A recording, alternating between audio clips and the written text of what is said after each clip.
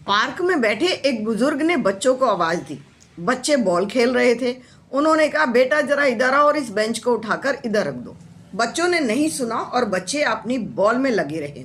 बच्चों की एक टीम थी जो सुबह शाम आती थी और मस्त होकर खेलती रहती थी। उन्हें किसी से कोई लेना देना नहीं था कि पार्क में कौन बैठा है और कौन नहीं बैठा है।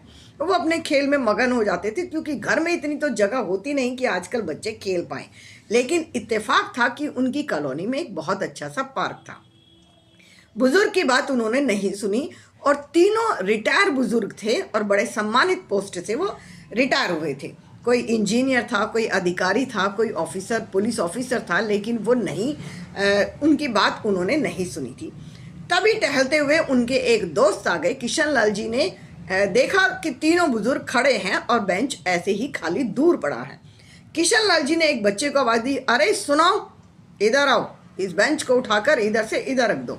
बच्चों ने अपनी बॉल छोड़ी और बच्चे बॉल छोड़कर आ गए और बेंच उठाया। 4 बच्चों ने बेंच उठाया, 5 उनके साथ साथ चल रहा था और बेंच उठाकर रख दिया जहां वो बुजुर्ग चाहते थे। तभी उनके साथियों ने कहा कि हमने भी तो इन बच्चों को आवाज़ दी थी, हमने भी तो इनसे कहा था, बड़े प्यार से कहा था, बेटा जरा इस बेंच को यहाँ तो रख देना। आपके कहने से कैसे इन बच्चों ने यहाँ बेंच रख दिया? हमने तो आपसे ज़्यादा प्यार से बोला था, आपने तो रौब से बोला था। इतना फ़र्क क्यों आ गया कि इन बच्चों ने हमारी बात नहीं सुनी और आपकी बात सुन ली? तभी किशन लाल जी मुस्कुरा कर बोले, आप जानते हैं मैं कौन हूँ?